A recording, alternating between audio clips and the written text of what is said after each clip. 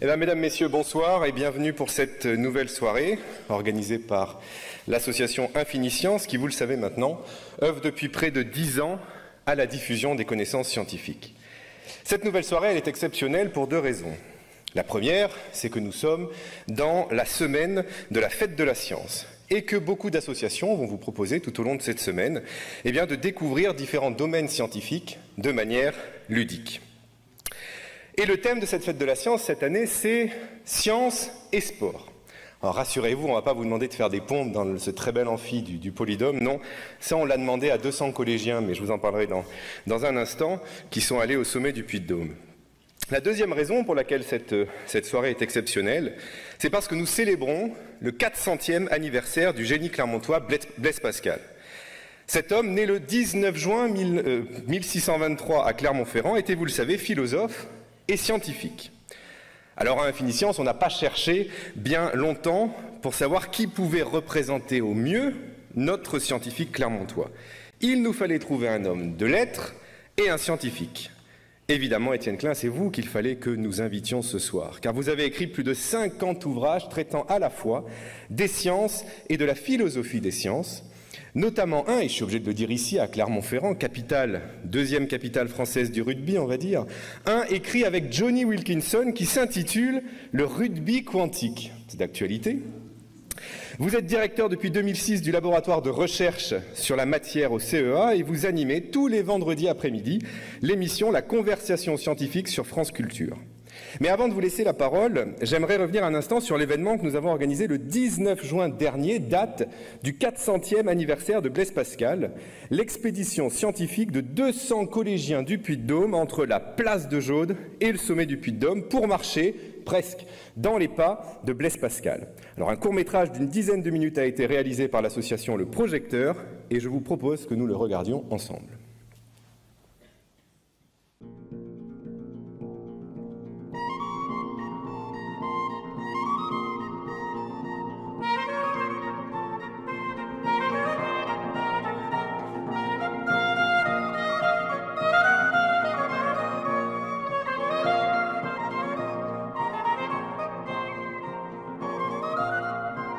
Je crois que c'était un 19 juin.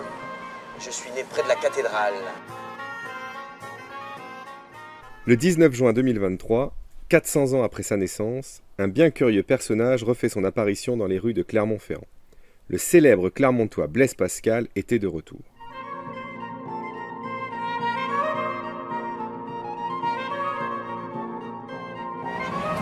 J'étais perdu dans mes pensées.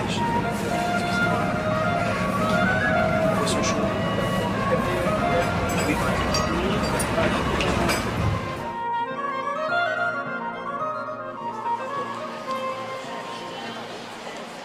Ce même jour, 200 collégiens du Puy-de-Dôme se donnent rendez-vous sur la place de Jaude pour reproduire l'expérience qui fera entrer Blaise Pascal dans l'histoire des sciences.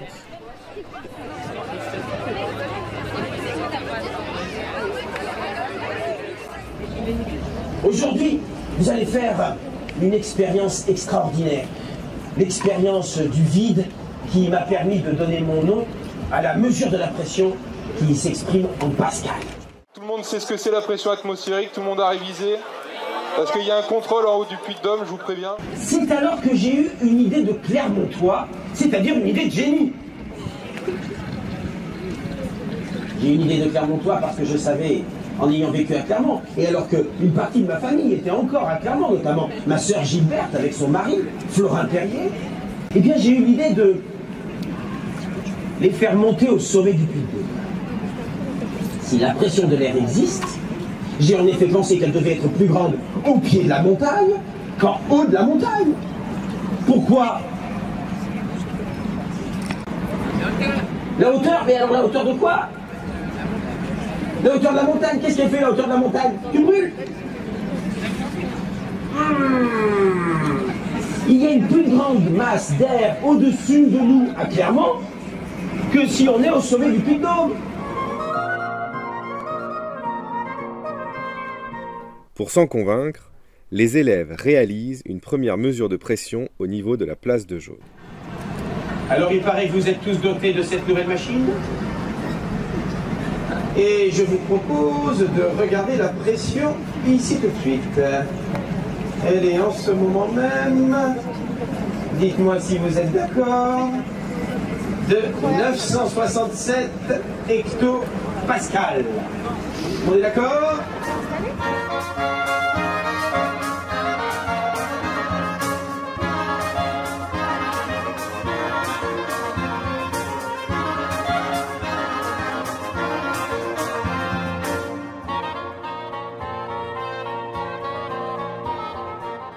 Pour beaucoup de scientifiques contemporains de Pascal, la nature a horreur du vide. Et c'est ainsi qu'ils expliquent plusieurs phénomènes, dont la fameuse expérience de Torricelli. Monsieur Camille Fadel, qui vient de Paris et qui va nous présenter des expériences sur la pression atmosphérique. Maintenant, je vais laisser de l'air entrer sous le ballon. Cet air, en entrant sous le ballon, fatalement, le ballon sera obligé de s'écraser. Je mets un peu d'air dedans. Alors maintenant, imaginons que je prenne la cloche et je tire vers le haut. Que va-t-il se passer? Qu'est-ce que tu penses? Bon, on y va. 1, 2 et 3. Et en effet, vous voyez, ça vient avec. Ça fait ventouse. Ça fait ventouse. C'est la pression. Alors, à votre avis, combien d'éléphants peuvent combattre 1000 milliards de molécules? Allez, arrêtez, on ajoute d'autres. 3 temps.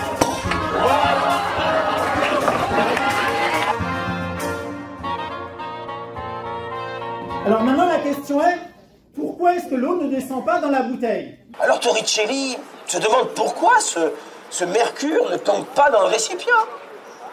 Si rien n'empêche l'eau de la bassine de monter, l'eau qui est dans la bouteille va descendre.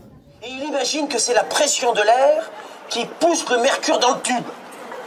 Mais à ce moment-là, personne ne le croit. Et pourquoi personne ne le croit? C'est parce qu'on croit que si le mercure ne tombe pas, c'est parce que la nature a horreur du vide. Donc quand je ferai le vide sous la cloche, l'eau va descendre, et quand je laisserai l'air entrer sous la cloche, cet air va appuyer ici et va remonter l'eau qui est dans les couvertes. Donc là, on est en train de mesurer que la pression sous la cloche diminue. Là, la pression augmente, puisque le niveau dans l'éprouvette est en train de monter. Je crois que vous allez tout du long de l'expérience vous apercevoir comment la pression varie au fur et à mesure que vous montrez vers le sommet. Toutes ces expériences ont été réalisées au XVIIe siècle, aux alentours de 1650. Baromètre à eau, baromètre à mercure et toutes celles que je vous ai montrées. Avant de quitter Chamalières, une deuxième mesure de pression est effectuée. Vous marquerez Chamalières 72,5.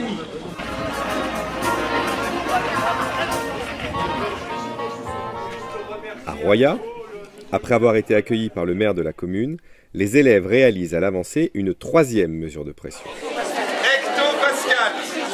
C'est bon? 949 hectopascal. En route pour la Fond-de-l'Arme, sur la commune d'Orsine, où les collégiens sont attendus par monsieur le maire et les pompiers de la commune pour réaliser une expérience extraordinaire. Un fût métallique est partiellement rempli d'eau qui est portée à ébullition. Je confirme la présence de vapeur. On arrête le chauffage, on referme le fût. Ainsi, de la vapeur d'eau va remplir le bidon. Avec une lance à incendie, le pompier asperge d'eau froide le bidon. Ainsi, la température à l'intérieur baisse, la vapeur d'eau se condense et la pression diminue. La pression atmosphérique à l'extérieur restant, elle, inchangée, c'est l'implosion du bidon.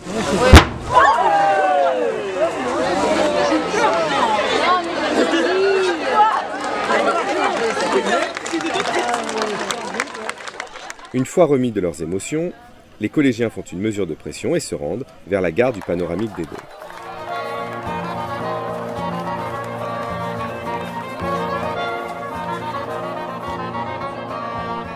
Après un déjeuner bien mérité, ils empruntent le panoramique des Dômes.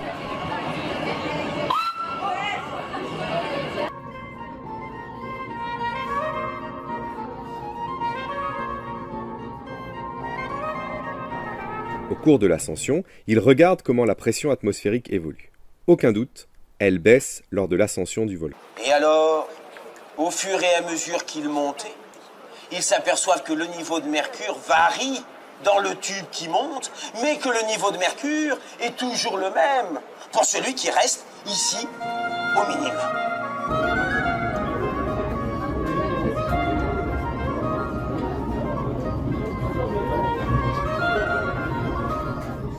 Une fois arrivés à 1465 mètres d'altitude, plusieurs ateliers attendent les collégiens. La découverte de la pression atmosphérique avec Alexandre Le Thor de Météo Verne. Pour qu'on ait un nuage qui se forme, il faut que l'air qui monte soit plutôt chaud et du coup que ça rencontre de l'air froid au-dessus. D'accord ? Alors voilà. Du coup on va regarder un petit peu les nuages. Si vous regardez bien, le gros nuage gris au-dessus de nous là, qui vient de se former il n'y a pas longtemps, là-dedans, si vous imaginons que vous arrivez à voler, même un parapente arrive là-dedans, normalement il n'a pas le droit et puis c'est dangereux, d'accord ? Mais s'il passe là-dedans, qu'est-ce qui va se passer ? Qu'est-ce que vous allez avoir sur vous ? On est sur une quarantaine de kilomètres, on a un alignement pratiquement parfait de 80 volcans. Ces 80 volcans, on va les appeler la chaîne des puits. Sur ces 80 volcans, vous pouvez regarder derrière moi, hein, vous en aurez ces deux exemples. Quels sont les deux types de volcans qu'on a sous nos yeux là, qu'on peut évoquer ? Quand vous avez un parapente, vous allez voir après le parapente, il peut voler parce que du coup il y a de l'air chaud qui va monter le long des pentes du Puy de Dôme.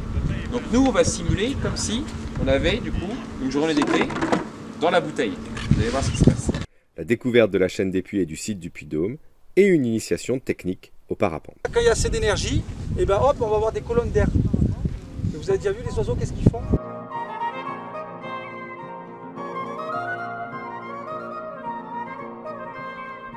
Un parapente, ça ne fait que descendre tout le temps. Ça a été créé pour que ça descende tout le temps, donc ça descend à 1 mètre seconde. Et maintenant, on fait des voiles où on peut rester jusqu'à 7 heures en l'air, 8 heures, on fait 200, 400, 600 km avec une voile. Après une journée d'expérience, les collégiens ont bien démontré que la pression diminuait avec l'altitude, et ce, même en 2023. Et cette expérience est essentielle pour comprendre le monde dans lequel nous vivons.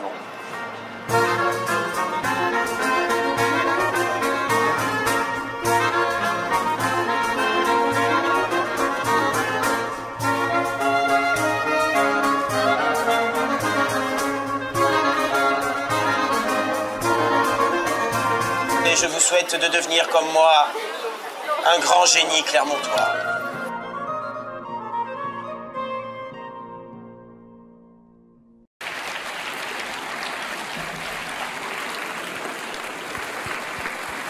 Et donc bravo, vous avez raison de les applaudir à ces 200 élèves. Merci au département du Puy-de-Dôme, au rectorat de Clermont-Ferrand, aux mairies de Clermont-Ferrand, de Chamalières, de Royat et d'Orsine qui nous ont accueillis tout au long du parcours, ainsi qu'à l'entreprise Michelin pour leur soutien dans la réalisation de cette journée. Et je rappelle que cette expédition a été co-réalisée par Infiniscience et l'association Blaise Pascal, découvreurs de futur. Alors ça, c'est le discours que j'avais écrit ce matin.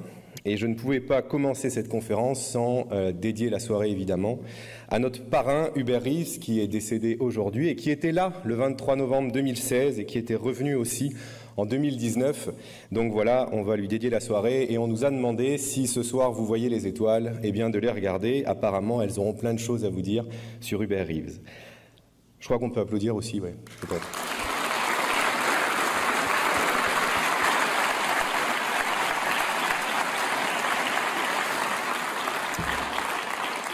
Voilà, et pour cette soirée, eh bien, je souhaite remercier la mairie de Clermont-Ferrand, Clermont-Auvergne Métropole, le département du Puy-de-Dôme, la région Auvergne-Rhône-Alpes et la librairie Les Volcans. Alors la dédicace qui devait avoir lieu cet après-midi au Volcan a malheureusement dû être annulée pour des problèmes de train.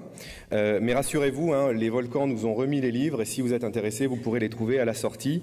Il y aura une dédicace qui sera faite à l'issue de la conférence. Voilà, maintenant il est temps que je me taise et que je cède la parole à notre invité du jour, Étienne Klein. Bonne soirée.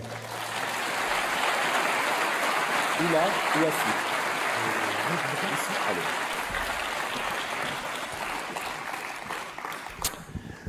Bonsoir à toutes et à tous. Je ne vous vois pas, mais j'entends que vous êtes là. Je voulais d'abord remercier Nicolas Laporte et son association pour son invitation. Je suis ravi d'être ici. En fait, pour tout vous dire, mon père était complètement fasciné par Blaise Pascal. Donc on était une famille de 7 enfants. L'aîné s'est appelé Pascal. Moi, je m'appelle Étienne, du nom du père de Blaise Pascal, etc. Puis ça s'est arrêté là, mais c'était une sorte d'hommage qu'il voulait rendre à cette figure clermontoise. Et je voudrais aussi m'associer à l'hommage que Nicolas vient d'adresser à la mémoire d'Hubert Reeves, qui est mort cet après-midi, en effet. Il y a certains livres qui ont une puissance destinale, c'est-à-dire qui changent la trajectoire des individus qui les lisent. Et en l'occurrence, quand j'étais lycéen, j'ai lu le premier livre d'Hubert Reeves qui s'appelait « Patience dans l'azur », dans lequel il expliquait que les atomes, contrairement à ce qu'enseignaient les professeurs de l'époque, n'ont pas toujours été là, ils ont été formés dans les étoiles ou bien dans l'univers primordial par des réactions nucléaires. Et ça m'avait tellement bouleversé que ça a déterminé la suite de mon existence, au cours de laquelle d'ailleurs j'ai pu le rencontrer, on est devenus amis, et il est quand même quelqu'un qui a montré qu'on pouvait vulgariser l'astrophysique en l'occurrence, mais en fait toute la physique et même toute la science à toute la population. Alors j'en viens à mon sujet qui est la question du vide. C'est une question très très vaste. Et Blaise Pascal, il a contribué à ce que l'histoire soit coupée en deux. C'est-à-dire il y a un avant et un après. Il y a eu en France une querelle qui s'appelait la querelle du vide, qui a duré peu de temps, de 1646 à 1648. Blaise Pascal est vraiment entré dans la controverse en 1647. Son père, Étienne Pascal, y était entré un peu auparavant parce qu'il était membre de l'Académie de Mersenne. Et je dirai tout à l'heure comment toutes ces choses se sont agencées.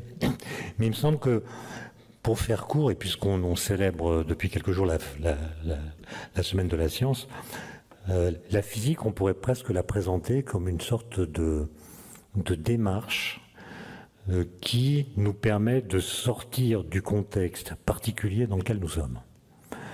On pourrait même raconter toute l'histoire de la physique depuis, disons, Aristote jusqu'à Einstein en montrant comment peu à peu, grâce à des génies, on a pu s'émanciper des conditions particulières dans lesquelles nous vivons. Nous sommes sur Terre, nous vivons dans un certain champ gravitationnel, nous ne vivons pas dans le vide, nous sommes dans une atmosphère, nous sommes dotés de sens qui nous permettent par exemple de voir les objets macroscopiques. Et puis aujourd'hui, on sait comment ça se passerait si on était dans un milieu dans lequel il n'y a pas de gravité, comment ça se passerait si on vivait dans le vide, comment ça se passerait si on était capable de voir des objets beaucoup plus petits que ceux que nos sens nous permettent de voir, par exemple des particules élémentaires.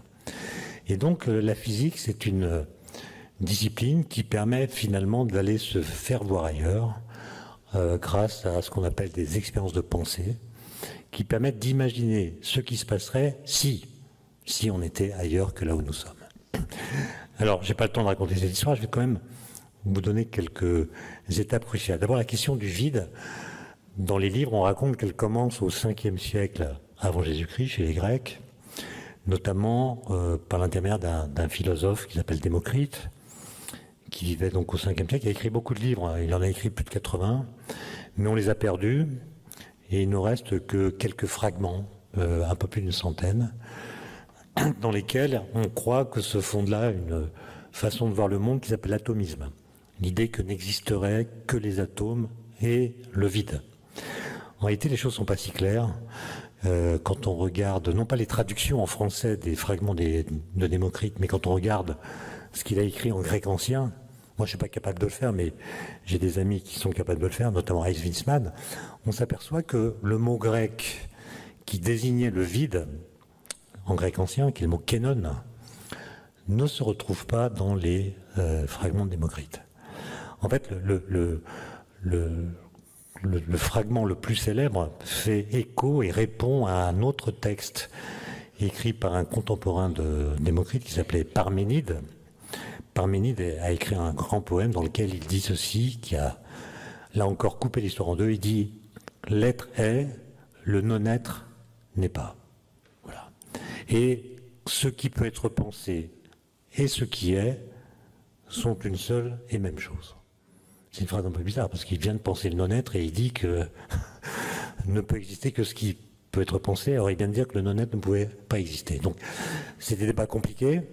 Mais le mot qu'on utilise à l'époque pour dire le non-être ou le néant, c'est le méden, le non-être. Et en fait, le fragment de Démocrite qui fait écho à ce fragment de Parménide, c'est le Médène n'existe pas moins que l'être, que le den. Le Médène n'existe pas moins que le den. Donc le non-être n'existe pas moins que l'être. Alors on n'a pas le temps de discuter de toutes les interprétations qu'on peut donner à cette phrase, mais en tout cas, ce n'est pas le vide qui est le mot utilisé par Démocrite, même si ensuite d'autres atomistes comme Épicure chez les Grecs ou bien Lucrèce chez les Latins vont eux explicitement parler du vide. Mais en réalité, il va falloir un gros travail, beaucoup de temps même, pour distinguer la notion de vide de la notion de néant. Et d'ailleurs, on trouve au XVe siècle, XVIe siècle même, une lettre de Léonard de Vinci qu'il adresse à l'un de ses amis en disant il ne faut pas confondre le vide et le néant. Ça n'a rien à voir. Le vide, il est au moins doté d'une spatialité, d'une dimensionnalité, alors que le néant ne contient même pas d'espace. Mais comme l'a rappelé Nicolas, et comme c'est plutôt dit dans le film qu'on vient de voir, va s'imposer la thèse que la nature a horreur du vide. Expression d'ailleurs dont Blaise Pascal va se moquer, puisqu'il dit c'est bizarre, on attribue à la nature une âme, dit-il, capable de ressentir des passions. La nature pourra avoir horreur de quelque chose. Moi, je n'ai pas retrouvé dans les textes d'Aristote cette phrase « la nature horreur du vide », mais on la trouve par exemple sous la plume de Roger Bacon au XIIIe siècle, celui qu'on appelait le docteur mirabilis, parce qu'il était supposé tout savoir des choses qu'on pouvait savoir. Et lui a vraiment théorisé cette idée que la nature a horreur du vide. Au point d'ailleurs de considérer que cette horreur, ce sentiment répulsif que la nature a pour le vide pourrait agir comme une force physique. Par exemple, à l'époque, on avait remarqué que lorsqu'on laisse dehors, un soir où il va faire très froid, une bouteille en verre contenant de l'eau, le lendemain, on la retrouve brisée avec de la glace à l'intérieur. Comment interpréter ce phénomène ? Eh bien, à l'époque, on n'était pas conscient que l'eau, c'est le seul corps dont la phase solide, la glace, est moins dense que la phase liquide. C'est pour ça que les glaçons flottent. L'eau solide est moins dense que l'eau liquide. Ce qui n'est pas vrai pour les autres corps. Mais l'interprétation qu'on donnait au phénomène que je viens de raconter à l'époque, c'était, eh bien, l'eau se met à geler à cause du froid, elle devient de la glace se contracte quand elle se forme, elle occupe moins de volume dans la bouteille, et donc ce travail de contraction de la glace, par lequel elle devient solide, s'il est prolongé, va faire que du vide va apparaître dans la bouteille. La nature, qui est hors du vide, demande à la bouteille de bien vouloir se casser pour empêcher que le vide se manifeste. En fait, l'idée, c'est que le vide est interdit de manifestation. Dès qu'une occasion se présente qui permettrait au vide d'apparaître dans un certain volume, la nature trouve un stratagème pour empêcher que le vide se manifeste. Il est interdit de manifestation. Pour le dire comme le disait Gaston Bachelard, le vide était considéré comme un facteur d'anéantissement apportant dans toute substance la contagion de son néant. C'est une phrase on a un peu de mal à comprendre, mais je la trouve jolie. Mais application, comment est-ce qu'on expliquait le fait qu'on peut aspirer du jus d'orange avec une paille? C'est quand même un phénomène étrange. Vous avez un verre rempli de jus d'orange, vous trempez une paille, vous aspirez, comme on dit, et le liquide monte dans la paille. Contrairement à ce qu'implique la gravitation qui réclame que tout le monde reste en bas. Explication de l'époque, quand vous aspirez, vous faites quelque chose qui, s'il se prolonge, va conduire à ce que du vide se forme dans la paille. La nature a horreur du vide, donc elle demande au jus d'orange de bien vouloir monter dans la paille pour empêcher que le vide qui menace de se manifester apparaisse. Et donc, l'horreur que la nature a pour le vide agit comme un antidépresseur.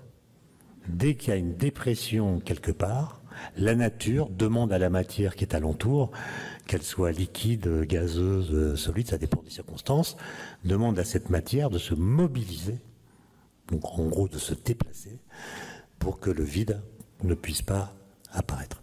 Et d'ailleurs, quand on parle d'aspirer un liquide comme du jus d'orange, le verbe aspirer, et c'est une grande remarque de Blaise Pascal que je dirai tout à l'heure, il n'est pas adapté. On continue à dire aspirer parce qu'on est toujours dans la logique d'Aristote ou de Bacon, peu importe. Autrement dit, et c'est une leçon assez générale, notre vocabulaire ne s'adapte pas aux connaissances qui viennent pourtant contester nos façons de dire. Mais en gros, pendant toute cette période, jusqu'au XXe siècle, la question du vide va s'appuyer sur les arguments des anciens. On va reprendre la thèse d'Aristote, expliquant qu'en dans le vide, les mouvements que nous observons ne pourraient pas se produire, contrairement aux atomistes qui disent dans le vide, les mouvements peuvent se déplacer, etc.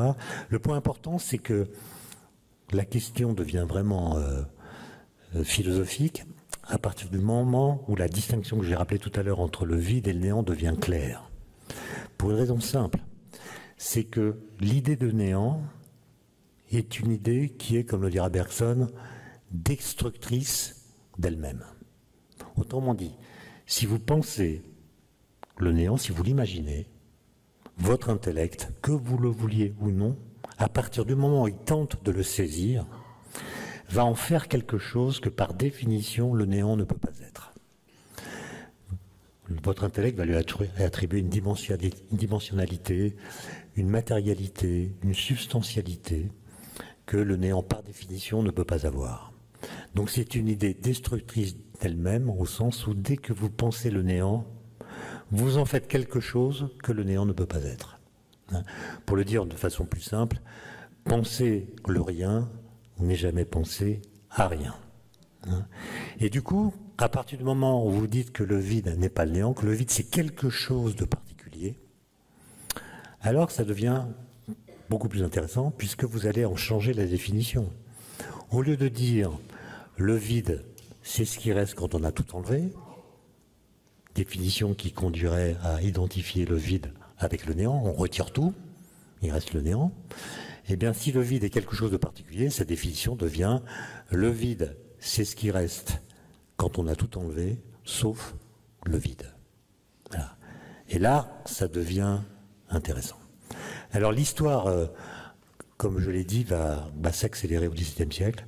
D'abord par un effet complètement, un effet qui est plutôt lié à Galilée, que je vais raconter rapidement, et puis ensuite un événement complètement contingent qui va déclencher cette fameuse querelle du vide, pour laquelle l'expérience du Puy-de-Dôme que vous avez vue là, mais faite par d'autres que Blaise Pascal, à l'époque, a été déterminante.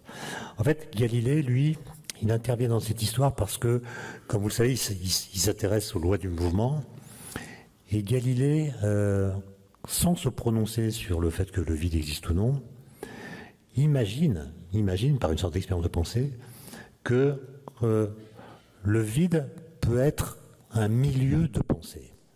Un milieu de pensée. C'est-à-dire, il ne s'occupe pas de savoir si le vide existe, mais il dit, si le vide existait, donc c'est l'expérience de pensée, alors les lois du mouvement dans le vide seraient plus simples que celles que nous observons ailleurs que dans le vide. Et notamment pour la chute des corps. En 1604, il écrit que si les corps tombaient dans le vide, ils tomberaient à la même vitesse, quelle que soit leur masse. Et il dit même que leur vitesse serait proportionnelle à la durée de la chute. Donc un corps qui tombe dans le vide depuis 3 secondes, quelle que soit sa masse, qu'il s'agit d'une enclume ou d'une plume, tombera 3 fois plus vite qu'un corps qui tombe depuis 1 seconde, quelle que soit sa masse. Et donc il énonce une loi qui contredit toute observation possible. À l'époque, quand vous faites tomber des corps de masse différentes, ils tombent à des vitesses différentes. Et donc, pour moi, c'est la première loi de la physique moderne. C'est une loi qui contredit l'observation. Et toutes les lois de la physique, au premier abord, elles contredisent l'observation, ou du moins obligent à réinterpréter ce qu'on voit, et en l'occurrence, à dire, il y a la gravité qui fait tomber tous les corps à la même vitesse, mais si on n'est pas dans le vide, alors il y a d'autres forces que la gravitation qui interviennent, en l'occurrence la résistance de l'air et la poussée d'Archimède. Et ce sont ces forces-là, et seulement elles, qui sont responsables des différences de vitesse que nous observons. Ça n'a rien à voir avec la gravité.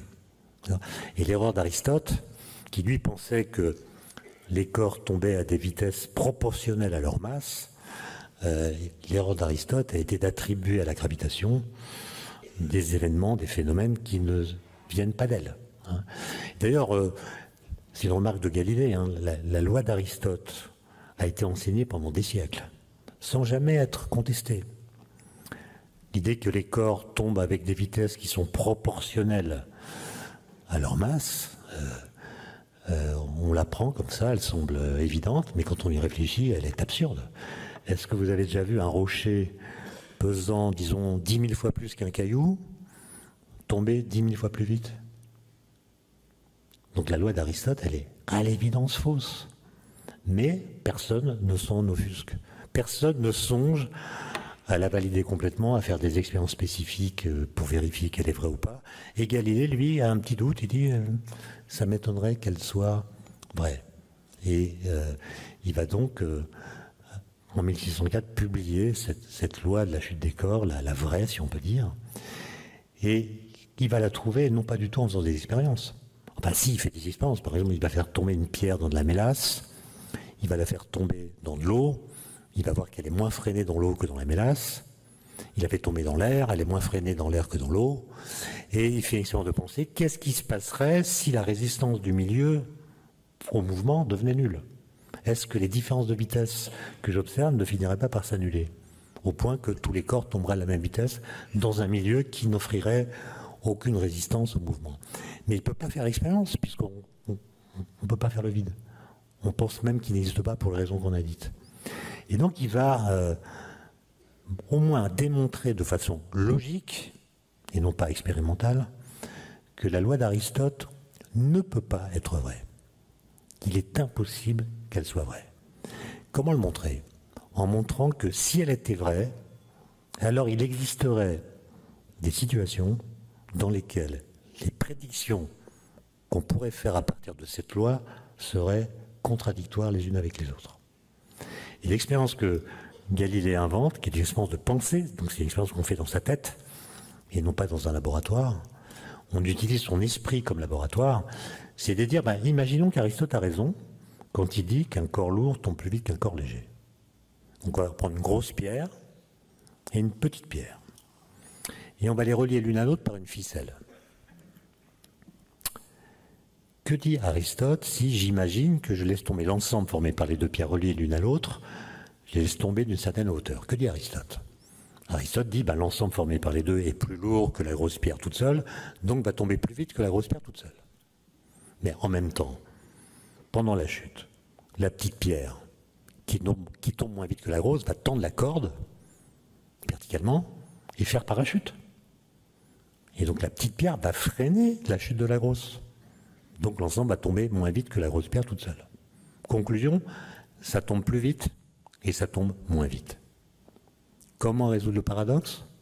En disant que la grosse pierre tombe exactement à la même vitesse que la petite pierre, ce qui n'est pas ce que nous voyons. Au passage, Galilée n'a jamais fait l'expérience de la tour de Pise. Il n'en a jamais parlé, il notait tout, Galilée. On n'a jamais de trace de cette expérience qui est une invention ultérieure, faisant croire qu'il avait pu démontrer aux aristotéliciens la validité de sa loi en leur montrant ce type d'expérience. Évidemment, il ne l'a pas fait, puisque s'il l'avait fait en convoquant les aristotéliciens, la tour de Pise fait 54 mètres, on laisse tomber des objets de masse différentes, ils touchent le sol à des moments différents, montrant que la loi de Galilée, telle qu'il l'avait énoncée à l'époque, était violée par l'expérience, contradictoire avec l'expérience.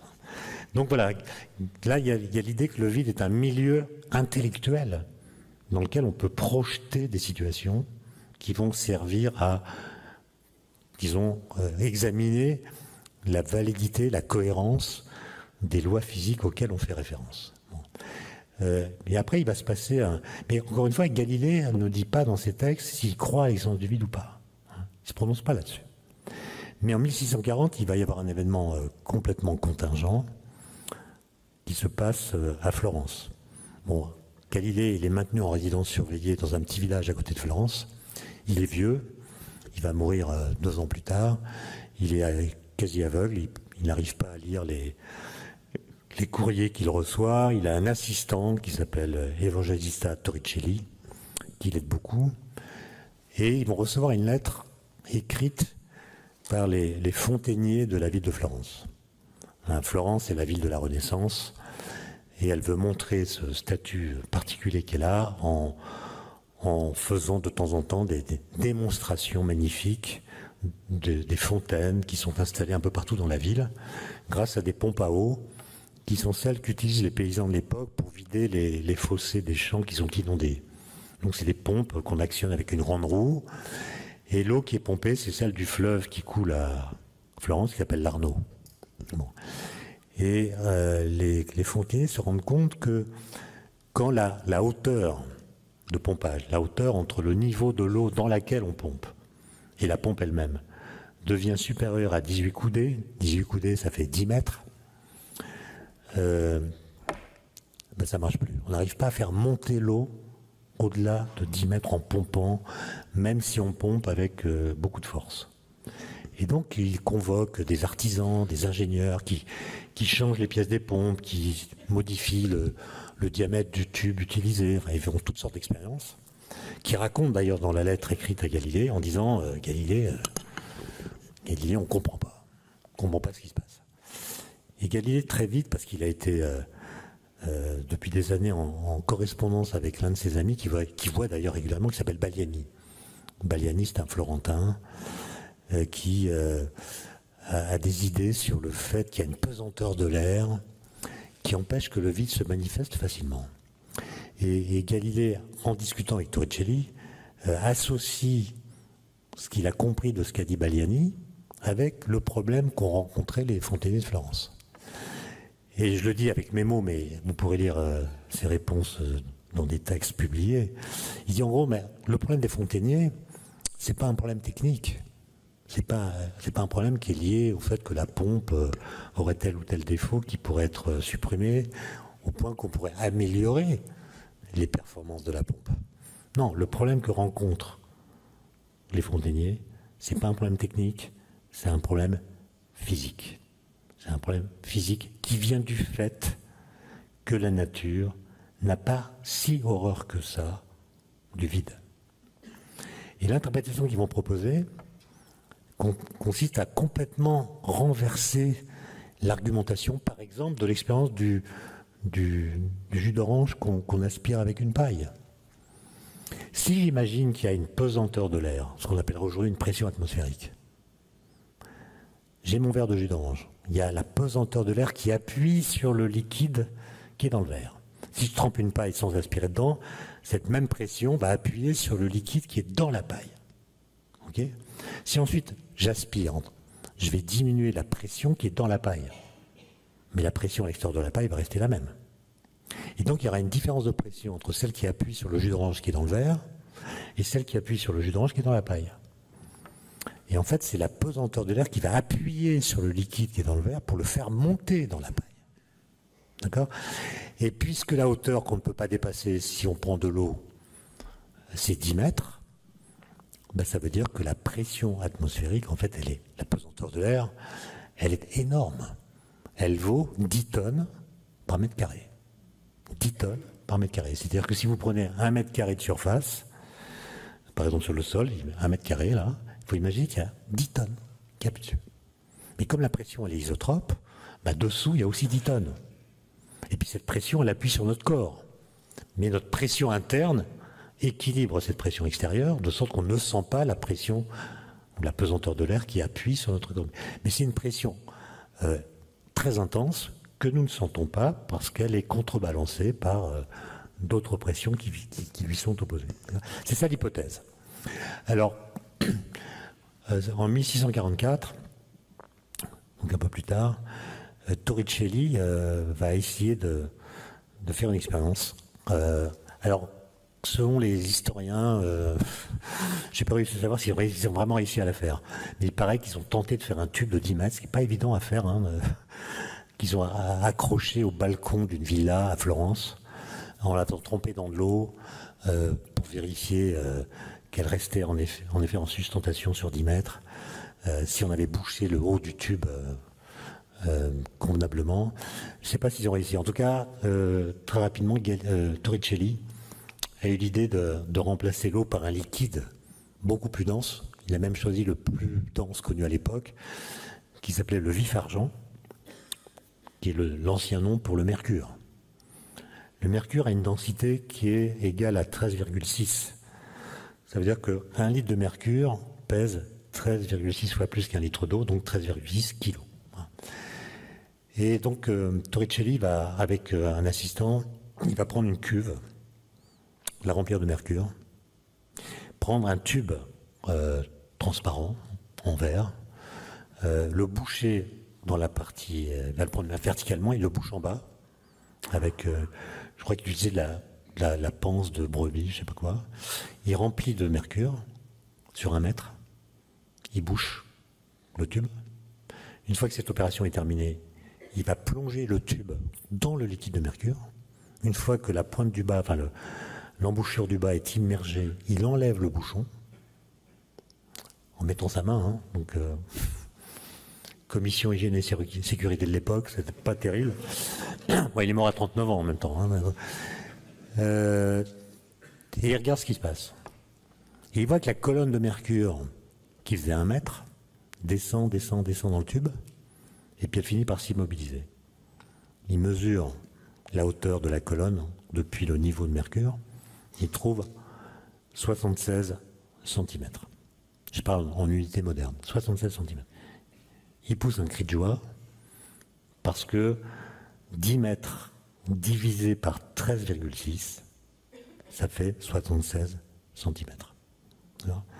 Autrement dit, il démontre que l'hypothèse de Galilée est bonne, c'est-à-dire qu'il y a une pression de 10 tonnes par mètre carré qui est capable de faire monter de l'eau jusqu'à 10 mètres de hauteur dans un tube et du mercure 13,6 fois plus lourd de 76 cm. Au passage, il invente le baromètre, hein, puisque si la pression change, ben la hauteur de la colonne de mercure va changer de façon proportionnelle. Hein.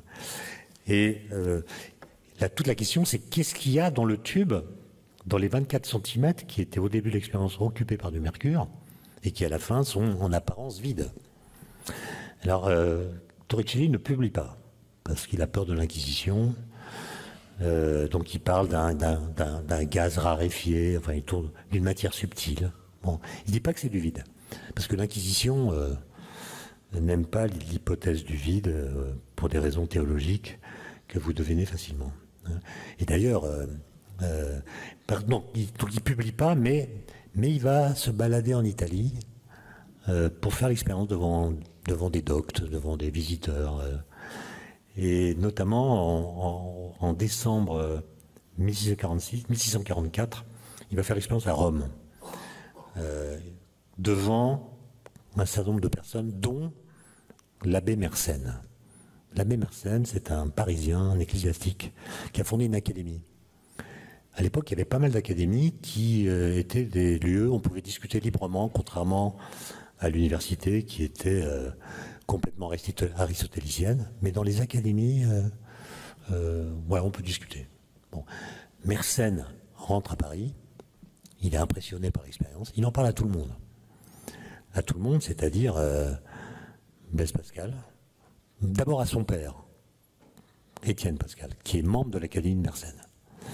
Donc Étienne Pascal, Pierre Petit, Gassendi, Robert Val, Descartes et pas mal d'autres. Hein.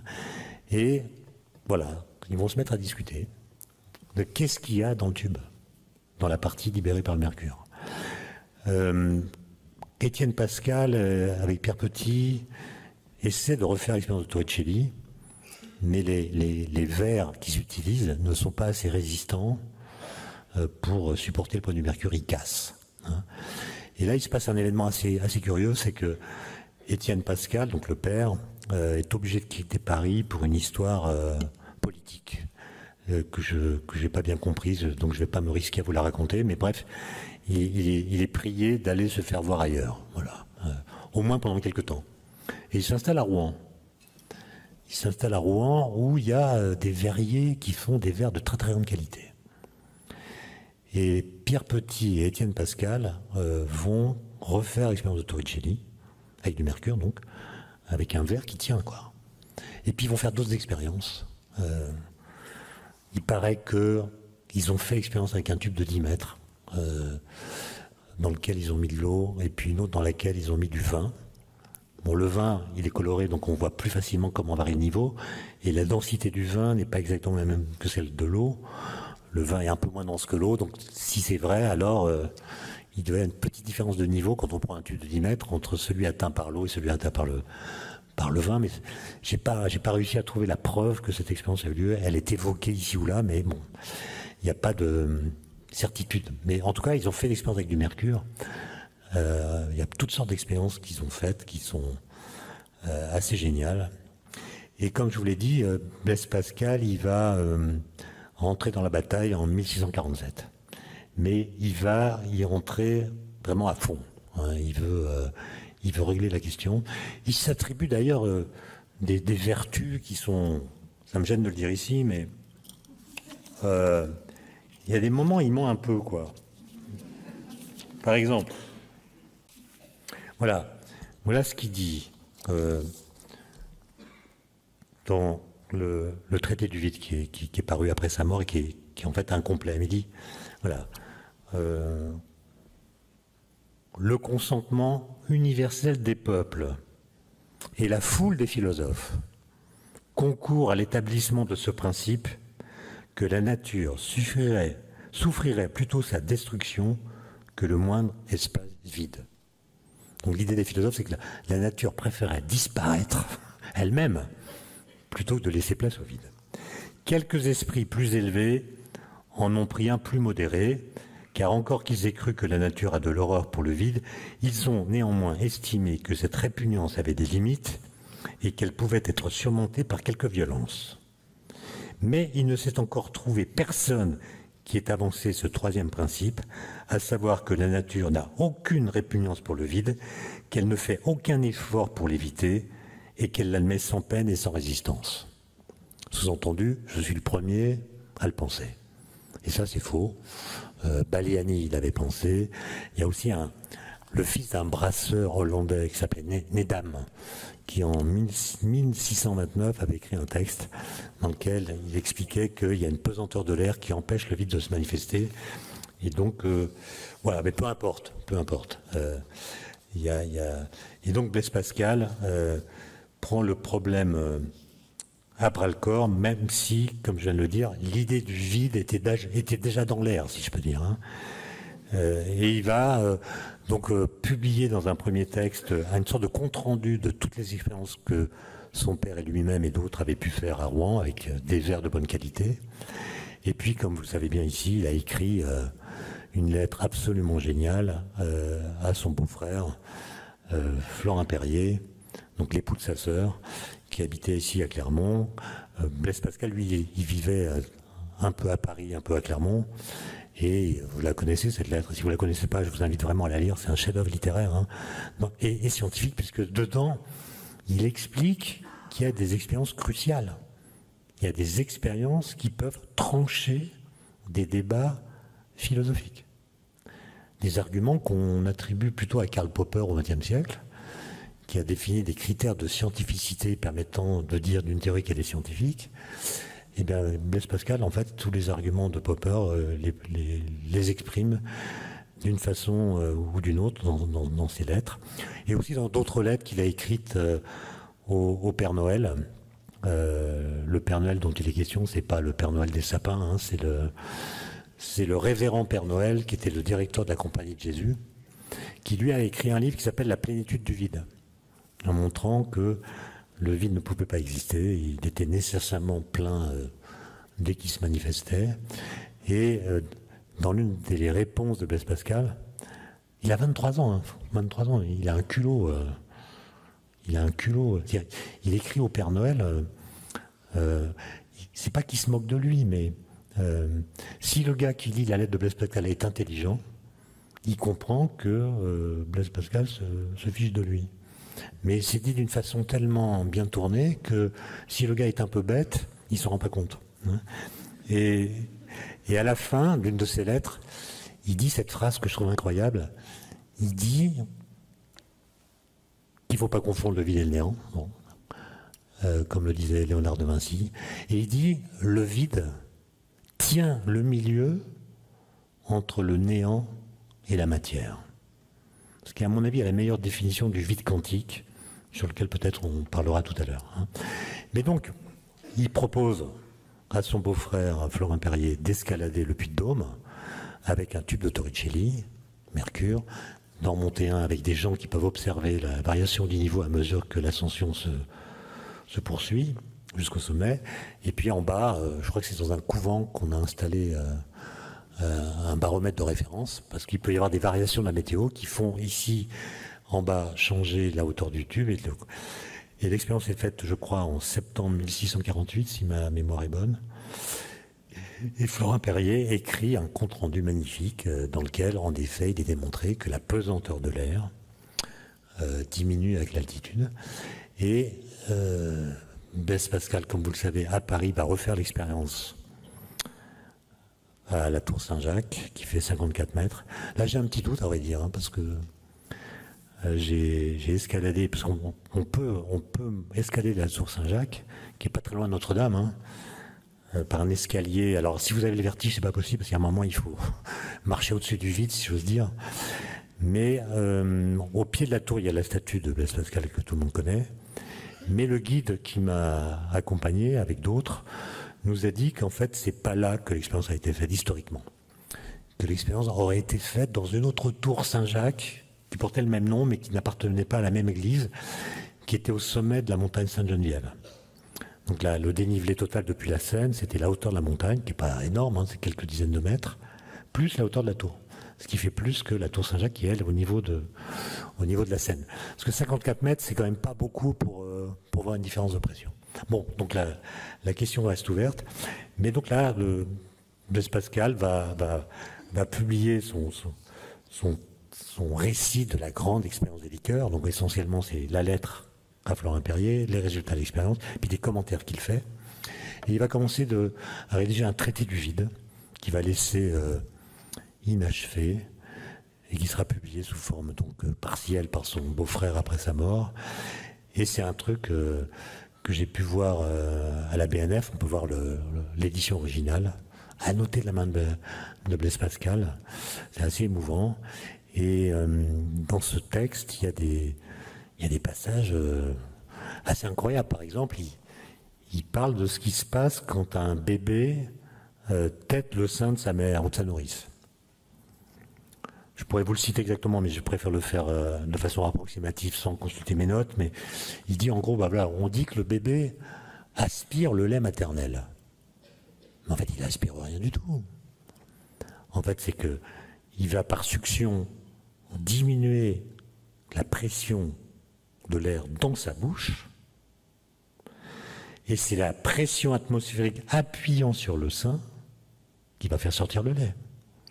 Donc c'est pas une aspiration, c'est une éjection. Et c'est une façon de critiquer le vocabulaire par lequel nous parlons de tous ces phénomènes. On parle d'aspiration, on n'aspire rien du tout. En tout cas, on n'aspire pas le lait. On diminue la pression dans sa bouche. Et il en conclut qu'un enfant ne pourrait pas téter le sein de sa mère en altitude. Ce qui est vrai. Hein, vous savez, il y a la ville qui est le village ou la ville, je ne sais pas comment il faut dire, la plus haute du monde, elle est au Pérou, 5300 mètres. C'est une ville de mineurs. Il y a des mines d'or dans cette région. Donc il y a des mineurs qui vivent là-haut, avec leur famille parfois. Et quand une femme accouche, elle doit descendre beaucoup plus bas, parce qu'à 5300 mètres, on ne peut pas téter le sein de sa mère. Il n'y a pas assez de pression. Donc en gros, la nature n'a pas horreur du vide, mais la pression atmosphérique est tellement forte que dès qu'on réalise le vide dans un volume, le moindre orifice dans l'enceinte permet à l'air de rentrer et d'empêcher que le vide se forme. Autrement dit, c'est la pression atmosphérique qui fait partie de notre environnement qui rend difficile la création du vide. Mais comme vous le savez, un peu plus tard, Blaise Pascal écrit les pensées. Et dans les pensées, il y a un chapitre, je ne sais pas si on parle de chapitre, en tout cas, il y a un texte dans lequel il parle du fait que nous avons peur du vide dans nos existences. Et dans ce texte, il parle de la peur du vide, je pourrais vous le citer exactement, de la peur du vide et de la peur du néant. Et il utilise les mots vide et néant comme s'ils étaient synonymes, comme s'ils étaient équivalents. Alors qu'il a dit au Père Noël qu'il ne fallait surtout pas les mélanger. Donc il y a quelque chose d'assez bizarre, à moins que, quand il parle de vide, il veut parler du vide dans la vie. On n'a pas envie de ne rien faire, on se divertit pour échapper à l'ennui, etc. Et peut-être que quand il parle du néant, il parle de la mort. Donc à ce moment-là, les deux mots ne seraient pas tout à fait synonymes. Mais en tout cas, il ne dit pas quelle différence il fait entre le vide et le néant. Et il dit que l'homme a tellement peur de voir le vide s'installer dans son existence qu'il se divertit. Autrement dit, c'est le même esprit, à savoir Blaise Pascal, qui a dit que la pression atmosphérique est ce qui empêche qu'on fasse facilement le vide dans la nature, et qui a dit un peu plus tard que le divertissement est ce qui nous empêche ou nous permet de ne pas voir se réaliser le vide dans notre existence. Autrement dit, la pression atmosphérique est à la nature ce que le divertissement est à l'existence. Et donc c'est bizarre que ce soit le même esprit. Et moi j'ai lu, pas tout, mais grande partie des œuvres complètes cet été, parues dans la Pléiade, en 2 tomes, et je n'ai pas vu de texte dans lequel Blaise Pascal fasse la connexion entre ces deux choses. C'est-à-dire, finalement, dans les 2 situations que je viens d'évoquer, il est raisonné un peu de la même façon, quoi. Même si je suis à peu près certain que les expériences qu'il a faites sur le vide ont influencé sa façon de concevoir l'existence. Bon, après, comme vous le savez, l'histoire va complètement changer, donc au sens où on sait que le vide peut être fait, et c'est la physique ensuite qui va décider de ce qu'on appelle le vide. En fait, le vide, c'est ce qui reste quand on a tout enlevé sauf le vide, je l'ai rappelé tout à l'heure. Donc une théorie physique, c'est un formalisme qui vous dit ce qui existe et ce qui, dans les choses qui existent, peut être retiré ou non. Et donc le vide se fabrique par une entreprise d'exfiltration. Alors si vous prenez la théorie de Newton, la mécanique, qu'est-ce qui existe? L'espace, le temps, les corps matériels. Ben, le vide, c'est ce qui reste quand vous retirez les corps matériels. Donc il reste l'espace avec rien à l'intérieur et le temps. Voilà. Mais est-ce que ce vide-là existe vraiment? Prenez une cruche, c'est l'exemple que prend Descartes. Prenez une cruche, vous la videz, vous dites qu'elle est vide. Mais Descartes fait remarquer que quand on dit d'une cruche qu'elle est vide, c'est pas parce qu'elle est vide, c'est parce qu'elle ne remplit pas sa fonction. Autrement dit, nous avons une conception finaliste du vide. La fonction d'une cruche, c'est de transporter ou de stocker de l'eau, du lait, du vin, un liquide. S'il n'y a pas de liquide à l'intérieur, on dit qu'elle est vide parce qu'elle n'est pas en état de remplir sa fonction. Mais en fait, et Descartes le dit, une fois qu'on a retiré le liquide, il reste de l'air. Alors on peut pomper. On peut pomper de sorte qu'il n'y a plus d'air. Oui, mais il y a quand même les parois. Les parois, elles ont une température non nulle. Donc elles émettent de la lumière. Infrarouge, enfin ça dépend de la température. Mais... Donc si on veut que la lumière n'existe plus dans ce volume privé d'air, mais il faut refroidir les parois à 0 degré Kelvin. 0 absolu. Et puis, est-ce qu'on doit retirer la cruche? Alors si on retire la cruche, il reste un volume. Est-ce qu'on retire l'espace? Autrement dit, où s'arrête l'entreprise d'exfiltration au bout de laquelle on est censé avoir fait le vide. Et bien, c'est la théorie que vous prenez comme référence qui va répondre à la question. Autrement dit, il y a autant de vide en physique qu'il y a de théorie physique.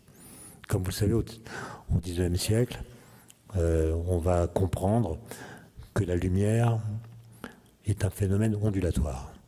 La lumière, c'est une onde qui se propage. Et à l'époque, qui dit onde, dit milieu qui permet le transport de l'onde. Par exemple, si vous pensez au son, le son, si vous faites le vide dans une enceinte, le son ne se propage pas. Le son, c'est une vibration, si vous êtes dans l'air, une vibration de la pression de l'air. Et donc, sans un milieu qui porte le son, il n'y a pas de son. Et les physiciens d'époque, ils ont raisonné de la même façon que la lumière. Ils se sont dit, si la lumière est un phénomène ondulatoire, parce qu'elle fait des interférences, alors il doit y avoir un milieu qui vibre à son passage. Et ce milieu, ils l'ont appelé l'éther luminifère. L'éther qui porte la lumière, luminifère. Et leur certitude a été renforcée par le fait que les équations de Maxwell, en 1871, qui décrivent la lumière comme une onde électromagnétique, sont venues renforcer le statut ontologique de l'éther. Et ils se sont demandé, mais quelles sont les propriétés de l'éther? Est-ce qu'il est solide? Est-ce qu'il est pesant? Est-ce qu'il est élastique, etc. C'est une histoire passionnante que je n'ai pas le temps de raconter, mais à partir de 1895, ils arrivent à la conclusion que l'éther, dont aucun ne doute qu'il existe, il n'a qu'une propriété en fait, c'est qu'il est absolument immobile. Voilà. Du coup, l'espace de Newton, qui était un espace ne contenant rien, là il est rempli d'éther. Donc le vide à l'époque, c'est l'espace plus l'éther contenu dans l'espace. Or, quand vous dites que l'éther est absolument immobile, vous dites une phrase qui contredit un des principes de la physique classique, la mécanique, qui est le principe de relativité. Le principe de relativité qui dit que le mouvement est comme rien, selon la définition de Galilée. C'est-à-dire que quand vous êtes en mouvement, par exemple, alors il s'agit de mouvements à vitesse constante et en ligne droite, comme celui d'un train qui avance à vitesse constante. Quand vous êtes dans un train, même à 300 à l'heure, si vous laissez tomber vos lunettes en étant debout dans le bar du TGV, par exemple, les lunettes tombent à vos pieds. Comme elles tomberaient à vos pieds si vous étiez à la gare. Autrement dit, quand vous êtes en mouvement, tout se passe exactement comme si vous n'étiez pas en mouvement. C'est ça que Galilée veut dire quand il dit « le mouvement est comme rien ». Voilà. Et donc, ça veut dire que tous les référentiels ont le même statut. Il y a une démocratie des référentiels. Vous pouvez toujours dire que ce référentiel dans lequel nous sommes là, ce soir, il est absolument immobile. Mais en fait, il est mobile par rapport à un autre référentiel qui est en déplacement par rapport à nous, qui a le même statut que notre référentiel. Donc, il n'existe pas de référentiel dont vous puissiez dire qu'il a une propriété que n'ont pas les autres. Et donc, il y avait une contradiction entre le statut de l'éther absolument immobile et le principe de relativité de la mécanique. Et la plupart des physiciens qui s'intéressent à ces questions, comme Poincaré, Lorentz et quelques autres, et ils ne doutent pas de la mécanique. La mécanique de Newton, c'est sacré, ça marche. Et ils vont bricoler, ils vont écrire des transformations qu'on appelle de Lorentz, etc. Ils vont prédire des phénomènes comme la contraction des longueurs, la dilatation des durées. Mais ils pensent que l'éther, c'est vraiment un référentiel absolu, dans lequel le temps est absolu, il y a un temps de référence qui est là. Les autres temps des autres référentiels sont des temps qui permettent de faire des calculs, mais ce n'est pas le vrai temps, etc.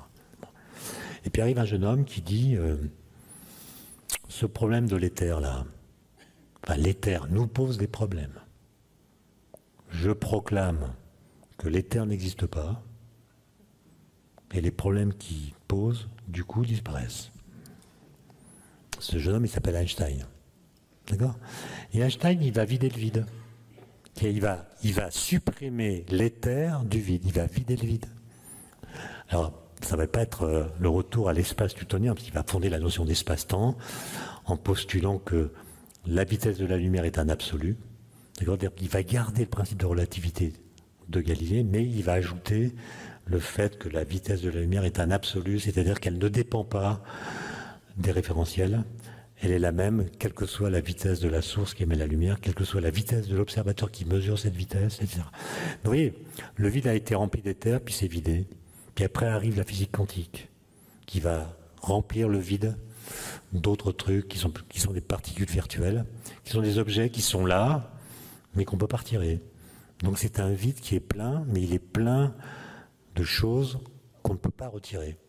Alors quand on dit qu'un vide est plein, on commence à avoir des problèmes, surtout, et c'est ma conclusion, que le vide quantique, qui est le vide de la physique quantique, n'a pas du tout les propriétés qu'a le vide d'une autre théorie qu'on utilise en physique, qui est la relativité générale, théorie de la gravitation, mise sur pied par Einstein en 1915. Le vide de la relativité générale n'a rien à voir avec le vide de la physique quantique. Et on les appelle tous les deux vides. Mais vous voyez, dans l'univers, il ne peut pas y avoir deux vides. Parce que s'il y en a deux, il y en a un qui contient l'autre. Et s'il contient l'autre, c'est qu'il n'est pas vide. Voilà. Mais tous ces ennuis que nous avons, nous les devons à Blaise Pascal. Et c'est à lui que je tiens à rendre hommage par cette conclusion. Je vous remercie pour votre attention.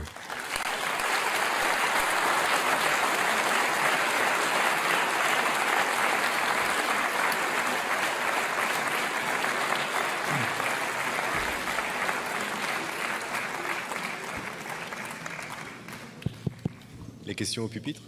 Ok. Alors, est-ce que je pourrais avoir Nicolas ou Olivier pour m'aider avec le micro?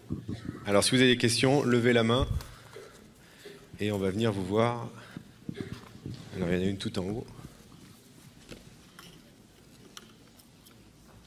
Bonjour, merci d'être là ce soir. Est-ce que vous pouvez développer les différences qu'on a entre le vide en physique quantique et dans les autres modèles de la physique? Absolument. Je ne suis pas sûr que ça va plaire à tout le monde, mais je veux bien... Alors, je vous l'ai dit, pour définir le vide, il faut partir d'équations. Voilà, les équations, elles nous disent quel est ce qu'on appelle le mobilier ontologique de la théorie. La théorie nous dit ce qui, selon elle, existe dans le réel. La physique quantique, elle vous dit, si on en juge ces équations, qu'existe l'espace, le temps, soit dans sa version relativiste espace-temps, soit dans sa version classique, ça dépend des situations. Et puis, les objets physiques, les particules, disons, sont décrites par leur nature. Par exemple, un électron, il a une masse, qui est la même pour tous les électrons, il a une charge électrique, mais il peut avoir un état physique qui n'est pas le même pour tous les électrons. Les électrons, ils peuvent avoir une énergie comme ceci ou comme cela, ils peuvent avoir une position comme ceci ou comme cela, ils peuvent avoir un spin, comme on dit, orienté comme ci ou comme ça. Donc ils ne sont pas tous dans le même état. Et l'état des électrons, l'état physique des électrons, on le décrit par une grandeur mathématique, une fonction mathématique qu'on appelle un vecteur d'état ou une fonction d'onde, peu importe ce que c'est. On décrit l'état des particules par une fonction mathématique. Alors maintenant, on fait l'expérience de pensée. On imagine qu'on retire de l'espace toutes les particules décrites par la physique quantique. Donc on retire tous les électrons, tous les photons, tous les quarks, etc. Et on regarde ce que les équations nous disent de ce qui reste. Eh bien, les équations nous disent que quand on a enlevé toutes les particules, il reste des fonctions mathématiques correspondant aux états que ces particules peuvent avoir de plus basse énergie. Autrement dit, il reste, après qu'on a retiré les électrons, la fonction d'onde des électrons non nulle, correspondant à l'énergie la plus petite qu'ils peuvent avoir, qui n'est pas nulle. Et en fait, ça correspond à des situations dans lesquelles les électrons sont présents, mais ils ne sont pas vraiment réels. Pourquoi? Parce qu'ils ont moins d'énergie que l'énergie qui est nécessaire à leur pleine incarnation. Vous savez, Einstein a montré en 1905, pour qu'une particule soit réelle, il faut que son énergie soit égale au moins à mc carré, m étant sa masse, mc au carré, l'énergie de masse. Dans le vide quantique, les électrons ont moins d'énergie que leur mc carré. Donc ils sont crevés, ils sont ils sont fatigués. C'est des particules qu'on appelle virtuelles, au sens où elles sont présentes mais pas vraiment réelles, elles ne sont pas vraiment là, elles sont crevées. Okay, et bien le vide quantique, c'est ça. Et c'est pour ça que la définition de Blaise Pascal tout à l'heure me paraît juste. Quand il dit le vide tient le milieu entre le néant et la matière, mais dans le vide quantique, toute la matière est là, mais elle est là sous forme potentielle. Il manque l'énergie pour qu'elle soit sous forme réelle.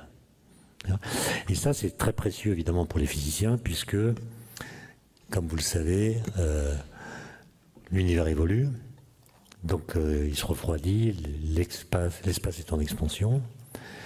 Et si on veut connaître les phénomènes physiques qui se déroulaient dans l'univers primordial, on s'appuie sur le fait que les lois physiques ne changent pas au cours du temps. Voilà. Ce qui change au cours de l'évolution de l'univers, c'est la température, la densité, enfin les conditions physiques.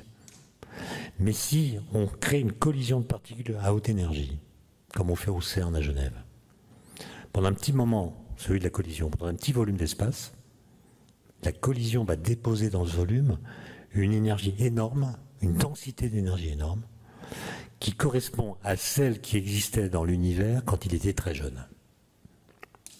Et comme les lois physiques n'ont pas changé, on va faire apparaître dans le présent les phénomènes qui se déroulaient dans le passé quand les conditions qu'on vient de réaliser se trouvaient réalisées dans le passé. On va reproduire les phénomènes physiques du passé. Et en fait, l'énergie qu'on met dans la collision, elle va être avalée par les particules virtuelles du vide quantique, qui du coup vont devenir réelles. Elles vont même avaler un peu l'énergie cinétique. Elles vont sortir du vide quantique, avoir une trajectoire plus ou moins brève, qui va permettre de les détecter dans les gros détecteurs qu'on a installés autour des points de collision.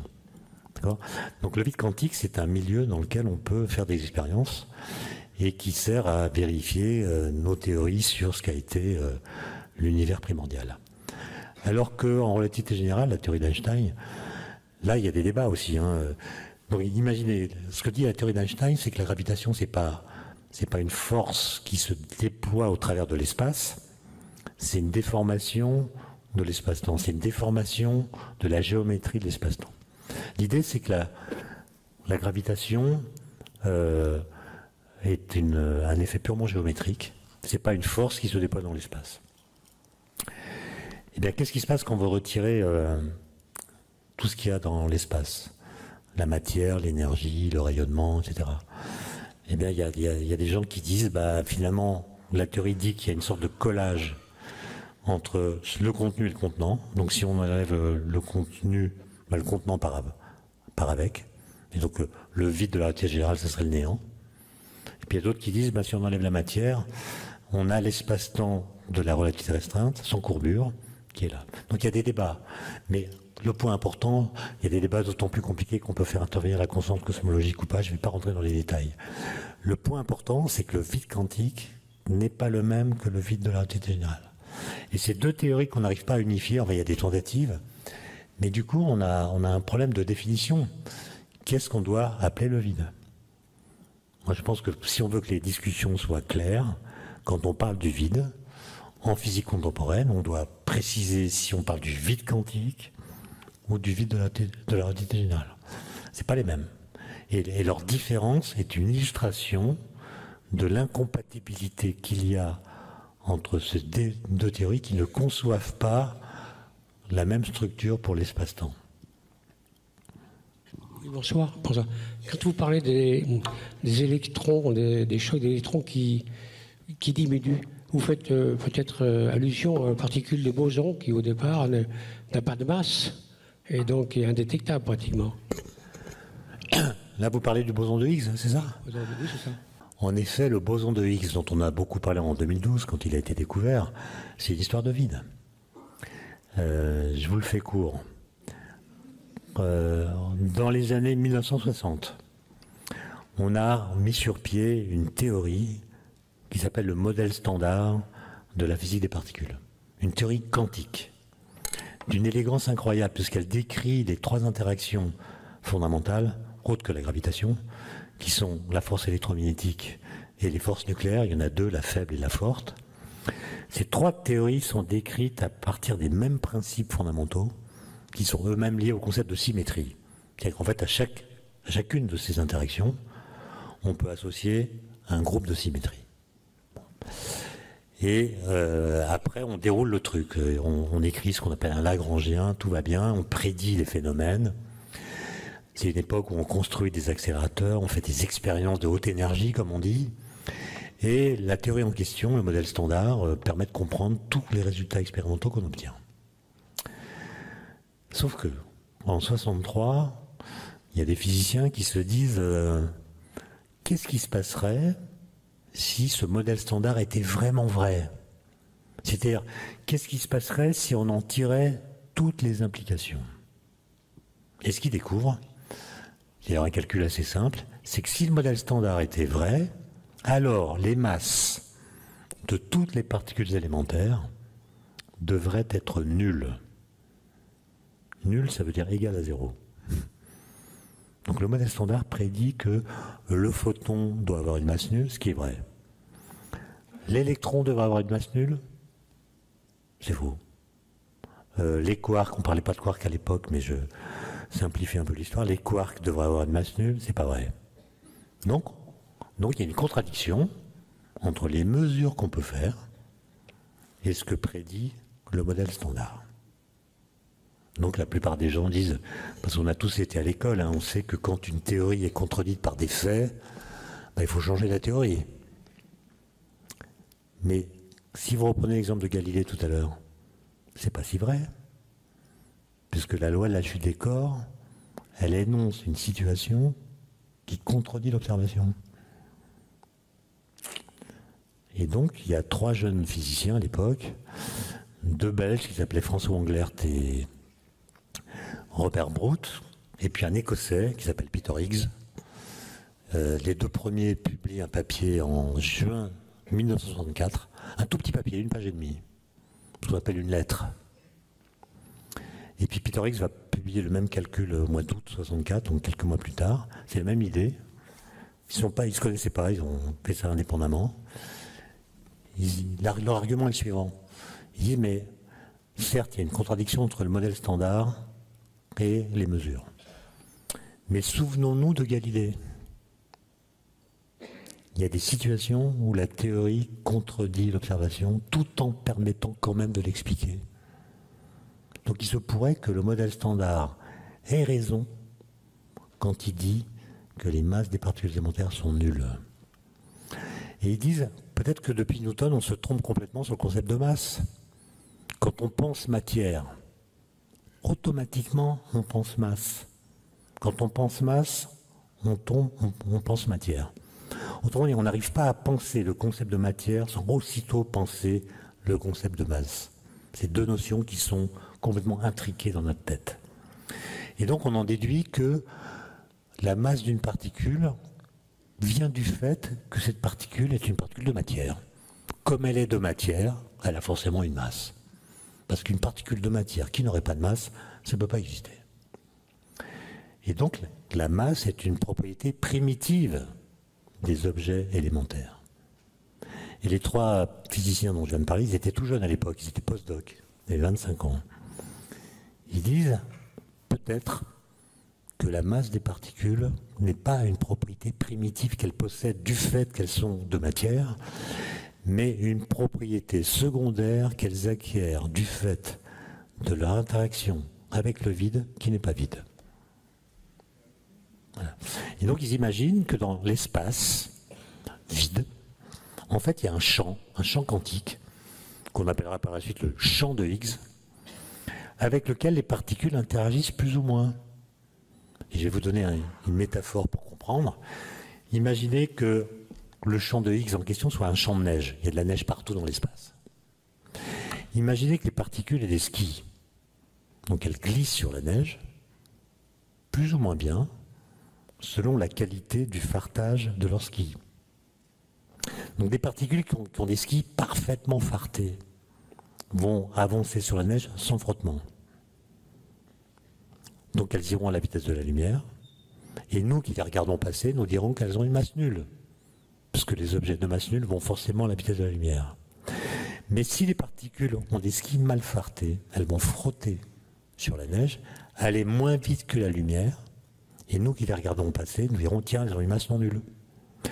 Autrement dit, l'idée de ces trois physiciens, c'est que ce qu'on appelle la masse d'une particule, c'est simplement une mesure de la mauvaise qualité du fartage de leur ski. D'accord ? Et donc, à partir de là, il a fallu faire des calculs. Imaginez que s'il y a un champ quantique, il y a des quantas associés à ce champ quantique, ce qu'on appelle des particules, en l'occurrence des bosons de Higgs, qui sont les quantas de ce champ. On les a cherchés pendant très longtemps. On a construit une grosse machine à Genève qui s'appelait le LEP, 27 km de circonférence dans un tunnel, avec des électrons qui tournaient à la vitesse de la lumière dans un sens, des positrons dans l'autre sens. On a fait des expériences pendant 10 ans et on n'a pas vu le fameux boson. Donc on a changé l'accélérateur, on a remplacé les faisceaux d'électrons par des faisceaux de protons qui sont plus lourds, donc plus d'énergie. On a changé les aimants, parce que les aimants des protons doivent être supraconducteurs, parce qu'il faut des champs magnétiques énormes pour les courber sur une trajectoire comme celle de la machine. La machine s'appelle le LHC. Et en juin 2012, on a vu sortir du vide quantique des bosons de Higgs. Et la découverte a été faite, a été annoncée plutôt le 4 juillet 2012, si vous vous souvenez. Et donc, la découverte de bosons de Higgs, si vous voulez, ça change le statut qu'on accorde au vide en physique quantique. On est sûr que ce champ-là, il existe bien, et c'est un champ qui permet, il est apparu très peu de temps après le Big Bang, à l'issue d'une brisure spontanée de symétrie, et dès qu'il est apparu, les particules de matière ont acquis une masse non nulle qui résulte du couplage qu'elles ont avec ce champ de Higgs. Donc, je pense que ça répond à votre... C'est une découverte incroyable. Hein, enfin, c'est une des plus belles découvertes de la physique. Mais malheureusement... Ah si, elle a quand même fait la une du journal de 20h le 4 juillet 2012. Contrairement à la veille, où c'était l'affaire Strauss-Kahn. Et le 6 juillet... non, le 5 juillet, donc le lendemain, c'était encore l'affaire Strauss-Kahn. Donc la physique a pu tenir une soirée, quand même extraordinaire. J'étais en train de me demander, si on suit l'expérience de pensée de Pascal, pour répondre aux gens qui disaient, bon, il y a l'éther, mais qui nous pose des problèmes, et avec ça, enfin, on n'arrive pas à expliquer les choses, il dit, bon, il n'y a pas d'éther, et du coup, on n'a plus de problème. Donc, avec vous dites le vide de la vide quantique et le vide de la relativité générale ne sont pas les mêmes. Donc ça supposerait que si le vide existe vraiment, il y a un problème puisqu'on n'a pas le même vide dans les deux cas, quoi. Donc si on réfléchissait comme Pascal, on pourrait se dire à ce moment-là, donc peut-être que le vide du quantique et le vide de la relativité générale sont des approximations de ce qu'on pourrait appeler le vide, ou un certain milieu qu'on pourrait définir autrement. Et s'il existe un vide universel, on va dire universel, je sais pas, entre guillemets, qui pourrait englober ces deux vides, on ne l'a pas encore découvert, et peut-être il ferait l'objet d'une nouvelle théorie, quoi. Oui, c'est ça. Le but, c'est en effet construire une théorie qui soit capable de, non pas forcément d'unifier, mais de contenir en même temps la physique quantique et la gravitation. Donc il y a des pistes, et la théorie des supercordes, je ne vais pas rentrer dans les détails. Mais en effet, il faudrait avoir une théorie qu'on appelle une théorie du tout, dont le vide serait le vrai vide. Mais toutes les images naïves qu'on a du vide sont fausses. Par exemple, vous savez, il y a dans tout l'univers, il y a ce qu'on appelle le fond diffus-cosmologique, qui est la lumière qui résulte du découplage de la matière et la lumière qui s'est produit à 380 000 ans après le Big Bang. Ce fond diffus il est partout présent. Donc il y a un espace qui ne contient rien, ça n'existe pas. Sans compter le rayonnement cosmique, etc. Donc l'idée qu'on a du vide, elle dépend, j'insiste là-dessus, de la théorie qu'on prend comme référence. Et puis, il y a le vide théorique, c'est ce qui reste quand on a tout enlevé parmi les choses qu'on peut retirer. Puis il y a le vide pratique, celui qu'on peut atteindre par des expériences. C'est pas forcément les mêmes. Et donc la dernière question.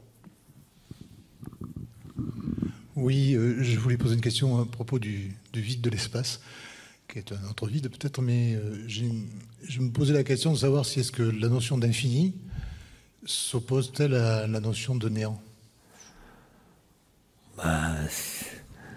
Si le néant est infini, c'est qu'il n'est pas rien. Non, moi je vois pas de connexion. Hein. En plus, vous voyez, l'infini, ça serait une soirée entière sur l'infini. Mais oui, on a longtemps pensé que l'infini, c'est une extension indéfinie du fini. D'ailleurs, on dit c'est infiniment grand. L'idée, c'est qu'on prend une quantité la plus grande possible, puis on ajoute encore des éléments, et à la fin, on atteint le vide, on atteint l'infini. Ben non.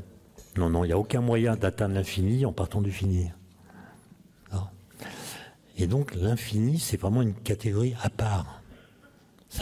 En fait, l'infini n'a rien à voir avec le fini. C'est pas une extension du fini. Je vous donne juste un exemple. Après, on s'arrête. Prenez les nombres entiers. L'ensemble des nombres entiers. 1, 2, 3, 4, 5. Il est infini, on est d'accord. Il y a une infinité de nombres entiers. Maintenant, prenez les nombres pairs. 2, 4. Il y en a moins que les nombres entiers. Il y en a 2 fois moins. D'accord? Donc, il y a moins de... Vous êtes d'accord avec moi qu'il y a moins de nombres pairs qu'il y a de nombres entiers.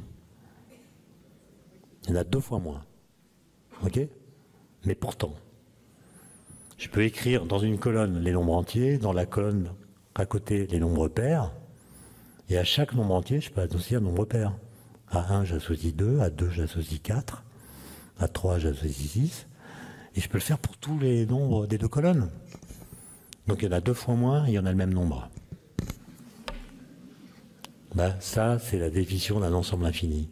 Un ensemble infini, c'est un ensemble qui peut être mis en correspondance biunivoque avec une partie de lui-même. Il est pas plus grand que les parties qu'il constitue. Ça, c'est un ensemble infini. Et l'ensemble vide, c'est pas rien. Parce que l'ensemble vide contient 0 élément, mais c'est un ensemble, comme les autres. Voilà. Je vous vois opiner du chef, mais d'une façon ambiguë. Un grand merci Étienne Klein, ça fait du bien de passer cette soirée avec vous.